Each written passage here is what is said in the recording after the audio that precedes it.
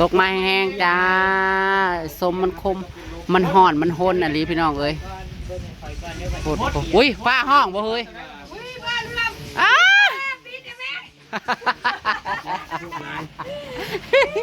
บ่ญาติบ่ได้แม่นนางตุ๋ยมันพิษเกี่ยวกับน้ำท่อมเกี่ยวกับเบียร์เกี่ยวกับอย่างนั้นสาวดำลำพันธ์คอยนะบ่ท่านลาเฮ้ยพุ่นเฮ้ยไผอันน่ะไปปกอันนั้นยายแหล่บ่ยายแหล่ให้ยายบอนไปปกเฟืองผมไปปกเฟืองไว้นะห้องฮอน่ะแค่นี้นะนี่แค่3 เมตรนี้โอ้ยห้องเขากำลังพอดีอยู่เฮ้ยตอนนี้จะมาเว้าเรื่องอันนั้นมีเงินแล้วอยากเก็บเงินไว้ซะเฮาสิเฮ็ดน่ะบ่สิปูพื้นเอาซะปูพื้นแล้วก็เอาหลังคาลงเลยเพราะว่าบ่ทันได้อันที่ปลูกลงพี่น้องเอ้ยสร้างแล้วเขาก็อันนี้ฝนพัดสิมาหามหัวบ่อนอัพพื้นจังหวะแล้วกับปูกับปกคุมซุ่มเย็นเฮ้ยปกคุมซุ่มเย็นต้องขยับพื้นขึ้นได้ว่าน้ำอ่างปลูกเฮือนกับปกคุมซุ่มเย็นอันนี้เฮ้ยฝนก็สิมาเพราะฝน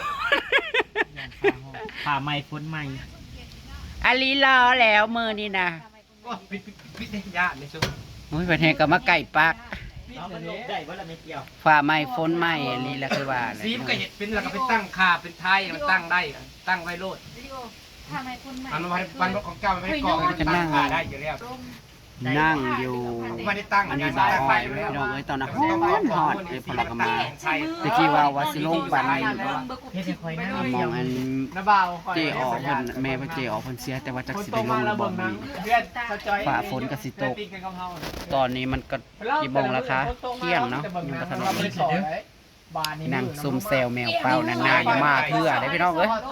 ช่วงนี้บ่ค่อยได้มานั่งซุ่มแซวกับซุเพิ่นเนาะก็มาได้มาเมื่อนี้แหละจ้ะกับมื้อวานก็มาโทรศัพท์เนี่ยครับมันแวะบ่ายเสาร์วันเนาะค่ะคือปักซ่องเมื่อวานมากสิบผ่าลงมาเลยแบบ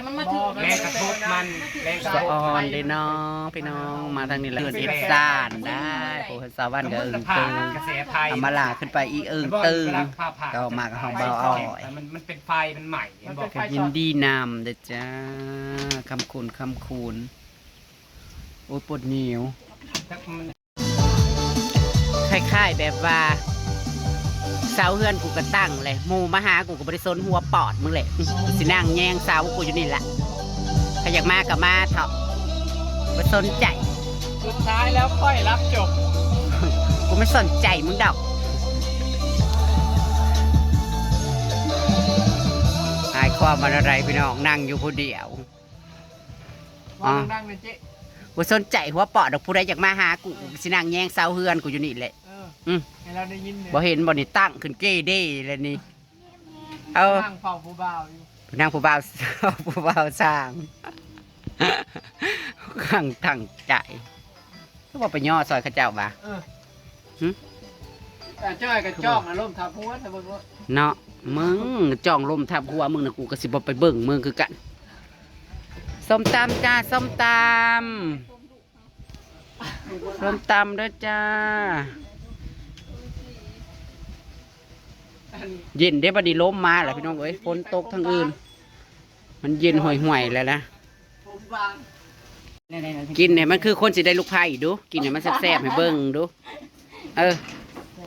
คำก้อยเข้ามาในวันนั้นได้นั่งอันซันข้าวคือลิงนี่สิกินบ่กินเป็นหมูแล้วแน่สิได้ลูกไผ่แล้วเป็นอะไรเฮ้ยเพื่อนมึงเป็นอะไรก็เป็นยังแย่งเสาอยู่มันเตรียมมันเองไว้แล้วมันลงปฏิอันใด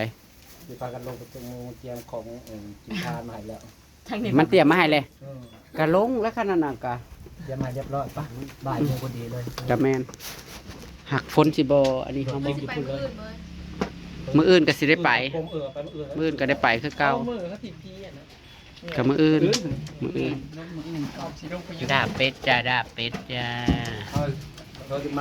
เจเดคนสวยเอาบัวย่างน้อยบัดนี้ก็สิได้ไผ่ย่างน้อยคือเก่าได้พี่น้องเสียเอาไผ่มาเฮือนบ่เฮ้ยสมมุติว่ามาเฮ็ดหน้าบ่เอาไผ่มาอยู่นั่งหรอเบิ่งเห็นเนาะบ่ทันได้นะโมน่ะสิได้ลูกไผ่คือเจ้าบ่ได้ส้มมาหญ้าเนาะกะส้มกันแล้ว ใช่ก็สมมาเนี่ย เพิ่นมากเลยก็สิบ่ส้มมากดอกอันสิส้มน้ำหนาหญ้าเขาสิมาส้มน้ำหนาหญ้าหลายกลัว มันมีเงินแต่งลูกไผ่ มีเงินแต่งเพิ่นว่าคือยากอยู่พี่น้องอันลูกไผ่อันมาเล่นฮอดเฮือนเพิ่นว่าหญ้าเพิ่นว่าเฮ็ดโต แล้ว บ่ พวก ถึง ก็มีเรื่อย เพิ่นคือย่านและเพิ่นย่านลูกชายเพิ่นไปติข้าวสวมเขา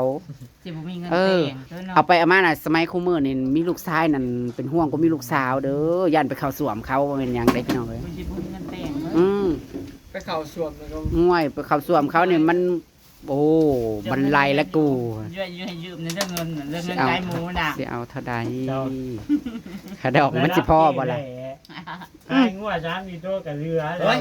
เมื่อบุญบานมันตุดเจแหล่เนาะ อ้าว ยังหวัดเว้าไว้อยู่ในเว้ากันอยู่นี่นะ ตุดเจแหล่ เด้นี่ล่ะก็สิมาอยู่นี่แล้วล่ะก็ยอดไป บ่ นี่ เคยติดกินเจแหล่จักเทื่อนะ บอกว่า ยังซื้อบ่มากินสิบ่ เปิดมาอยู่ ก็ดีอยู่นี่แล้วก็ข้ามไปนี่เด้ กินอยู่นี่มันจะเป็นเล่นใช่แหล่ในวันนี้น้อย นั่นแล้ว ก็ยัง บ่เล่นหาเขาหรือก็สิบ่เล่นมา ไม่ก็ว่าบ่ เขา เถ บอก อะ เรื่องเขาก็บอกกล้าแล่นมาหาเฮาดอก สมมติว่ากินอยู่ในเงื่อนก่อนละกัน มีแต่บุญได้พี่น้องก็เดือนหน้าสงกรานต์เนี่ยนะบุญติดต่อกันดีได้ ก็นั่น บ่ ก็ ว่า ช่วย เฮ็ดแนวกินแล้วบ่ายแล้ว ปุ๊บเลยมันสว่าง มันกินอยู่นี่เลยเหรอ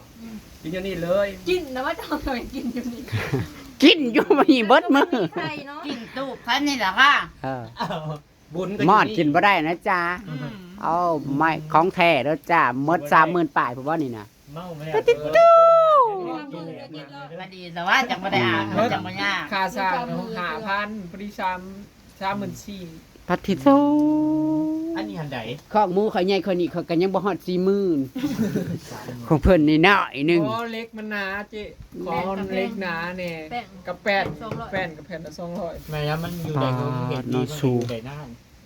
คันแม่นบ่ใส่เล็ก บ้านนาไผว่า สังกะสี เฮ้ย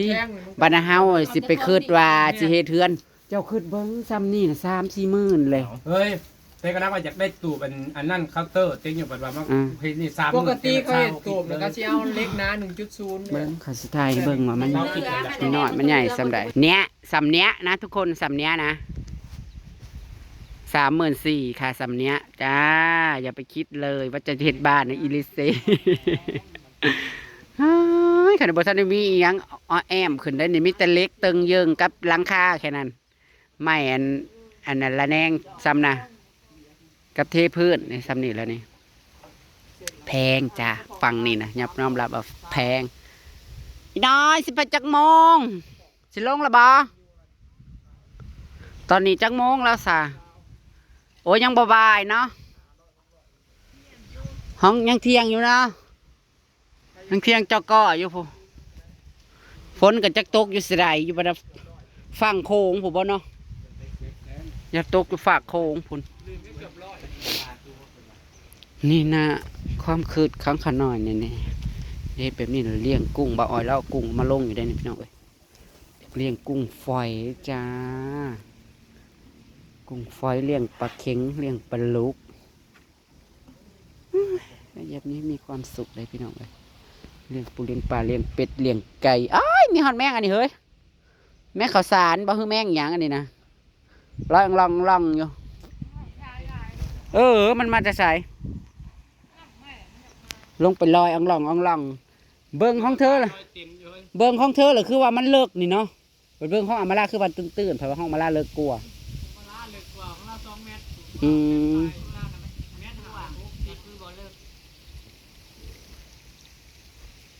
แล้วเขาก็สิพากันลงอ่ะพนักฟองนะพี่น้องเอ้ยบ้านเจออต่อจ้าช่างกำลังจะเอาปูนเทลงไปได้พี่น้องเอ้ยช่างกำลังจะเทปูนลงไปจ้ามาแล้วจ้าบ้านอมราเสาตั้งขึ้นเลยเด้อครับพี่น้องเอ้ยเราก็สิพากันลงบ้านนักฟ้องถาดน้องเอ้ยไปหมองงานศพเพื่อนเพื่อนนะพี่น้องเอ้ยในฐานะหมู่กับไปอุ่นไปยังกันค่ะแสดงความเสียใจกับเพื่อนเนี่ยมันมีพลาและอมาลา3 คน 4 คนพี่น้องแต่อาซิดกลับขึ้นมาประจักแรงๆเพราะว่ามีวันเกิดสาววันอยู่นะ มันเกิดสาววันน้ำหอมในมื้อนี้นะพี่น้องเอ้ยมีกินอีกแล้วแต่เฮาก็สิอาจสิกลับมาหาเลี้ยงกระเป็ดกระป๋อยกระไก่ก่อนจะกลับมาใหม่ไปติดตามคลิปหน้ากันแล้วกันพี่น้องลงบ้านเจออกกันแล้วกันจะพอกันอยู่พุ่นอีกพี่น้องสำหรับคลิปนี้ก็สิเก็บภาพบรรยากาศไว้ซ้ำนี่จะน่าซุ่มแซวกันโดนเติบจ้ะนานๆเถื่อได้นานๆเถื่อ